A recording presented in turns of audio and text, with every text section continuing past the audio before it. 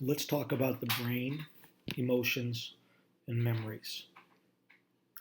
One of the first things you have to understand when you're dealing with traumatic memory is that the brain, what you think is inside your skull case, is not just one organ.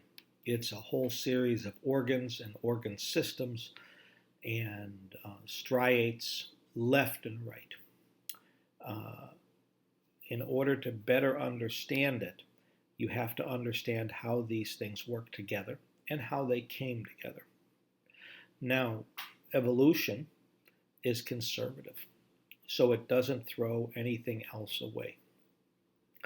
And what you will find is that your brain is basically sectioned into three parts: an instinct part, an emotion part, and a reasoning and logic portion. So we call this the triune brain theory. While the brain is far too complex to be understood in this theory alone, this is a great teaching theory.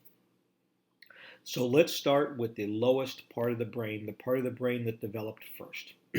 And that is the instinct part of the brain, which we are going to call the reptilian core.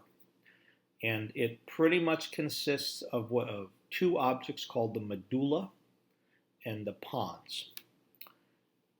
It's called the reptilian core because the same two structures exist in every animal on this planet, all the way down to reptiles. So, like it or not, you have the same brain structure in your brain that an alligator or a lizard has. This part of the brain is only concerned with survival and instinct. It controls breathing automatically. It controls heart rate automatically. It controls temperature, blood pressure, sweating. It's all designed around keeping your body running whether you are aware of it or not.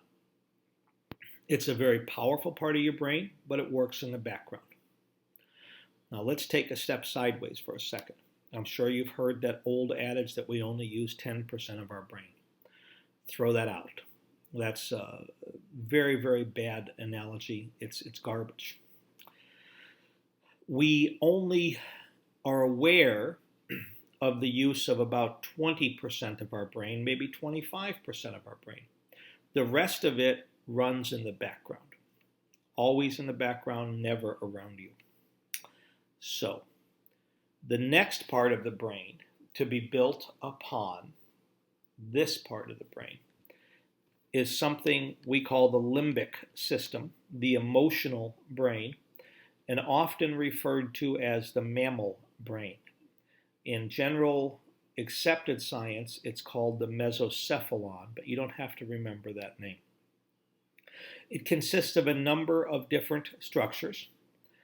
If you were to look at yourself and you were to take your finger and put it on the bridge of your nose and go halfway back through your skull and a little bit down to the bottom of the ear, and it's in the middle of the skull right there.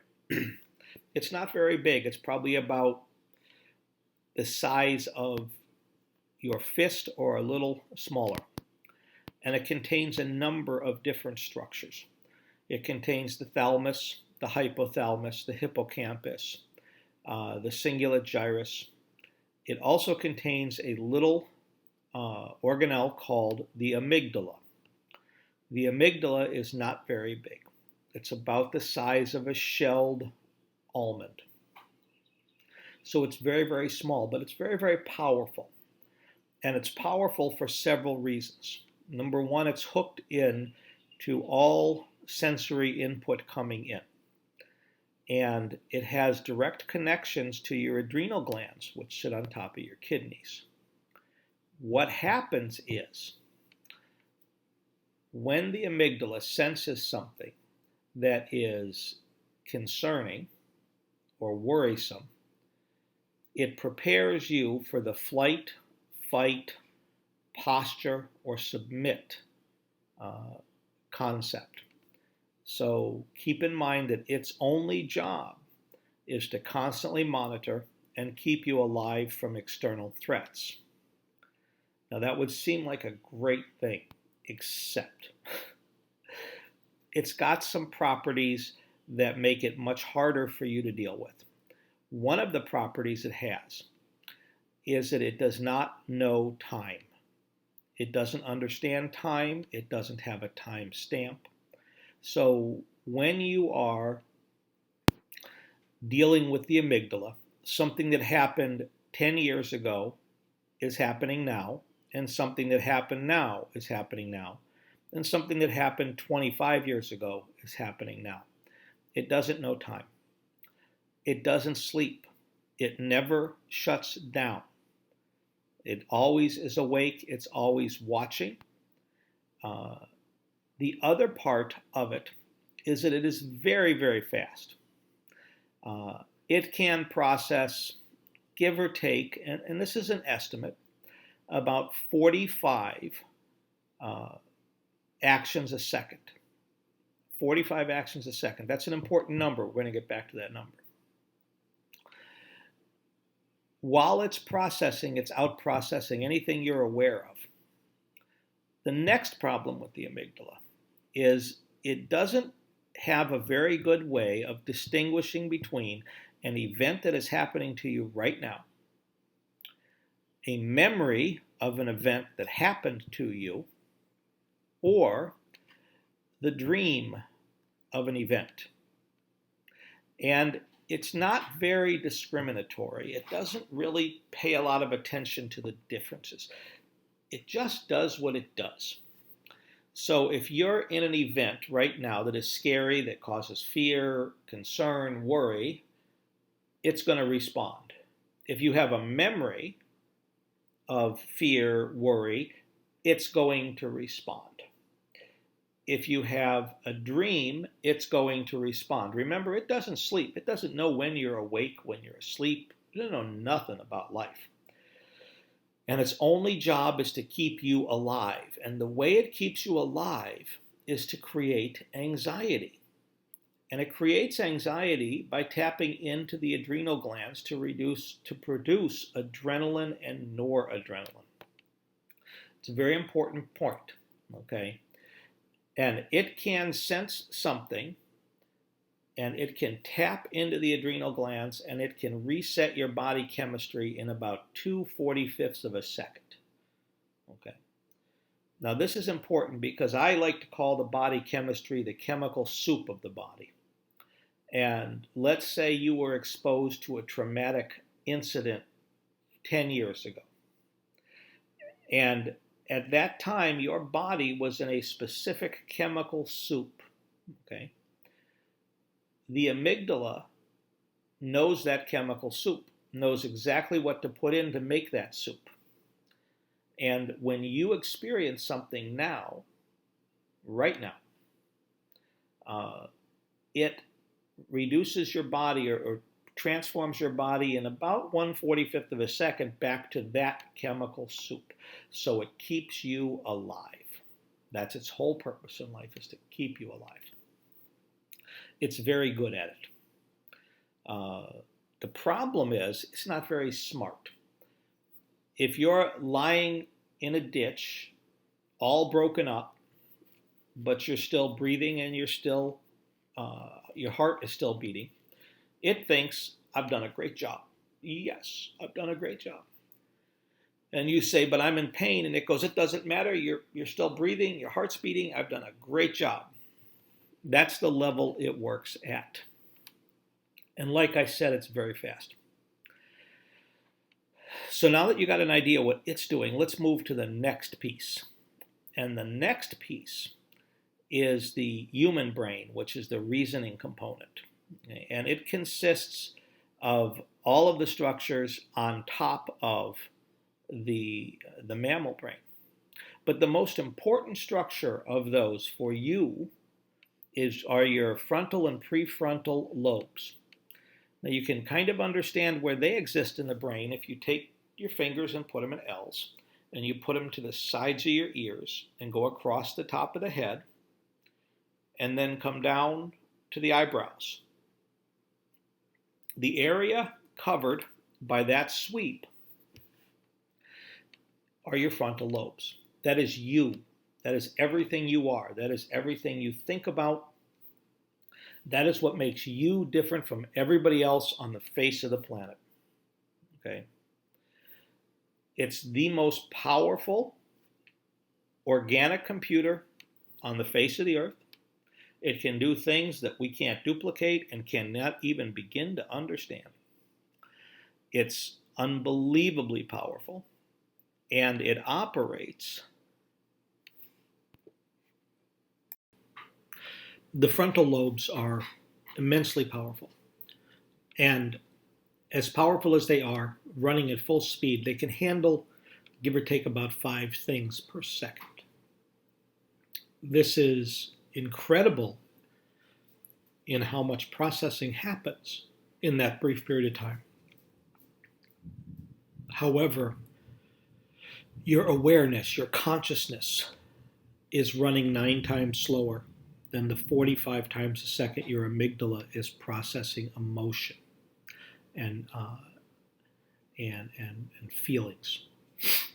So imagine this: if you're in a race and one person can run for 9 minutes, and then you run for 1 minute, and they run for 9 minutes, and then you run for 1 minute, and they run for 9 minutes, and you run for a minute, who wins the race?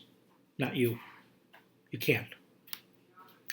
The amygdala sees things coming in, pairs it with emotions, and serves it back up to you because it knows that the last time it did so, you survived.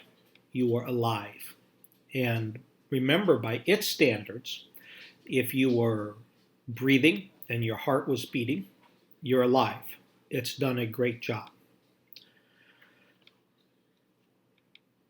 Anxiety is the natural state of human beings. It's kept us alive for millions of years. Rest is not the natural state. It's difficult to rest. The amygdala, with its ability to always work, never slow down, never sleep, always monitor, keeps us alive through the use of anxiety. Now let's talk for a second about memories. There are 2 aspects to memories. There's what happened, and there's how you felt when it happened. So you've got the component piece, and you have the emotional piece. If there's not a lot of emotion, the memory gets stored with its component piece only. Okay. However, if you have what happened, and you have how it happened, and there's a tremendous amount of emotion in how it happened, they blend together. And the next time that memory of what happened is called up, anything close to that memory of what happened is called up. The amygdala adds the emotional component. It resets your chemical soup. I've worked with people who have PTSD that say, it's like I was there. And my response is, no, it's not like you were there. You were there. Your amygdala reset your body in the exact same chemical soup that existed while you were there. Just the way it is. It doesn't know time. It doesn't know sleep. It doesn't care. It just knows that the last time it did that, you survived. You were alive. That's all it cares about. It's powerful. It's beautiful. It's a little dumb. It's not very intelligent. It will keep you alive, but it won't keep you happy. And you have to acknowledge this understanding of trauma and the understanding that the next time you have a feeling that was like a bad memory, it will connect the 2 together and pull them up and reset your body. As well as the next time you have a memory that remembers a feeling, it will also reset that. The only way to get rid of this association is to begin to bring these memories into awareness, into understanding, acknowledge them, and begin to separate them out. And there's a specific process for doing that.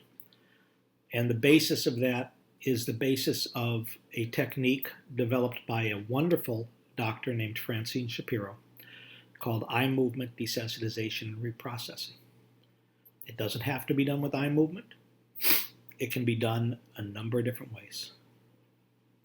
Anyway, I hope that gives you a better understanding of how it works. Take care.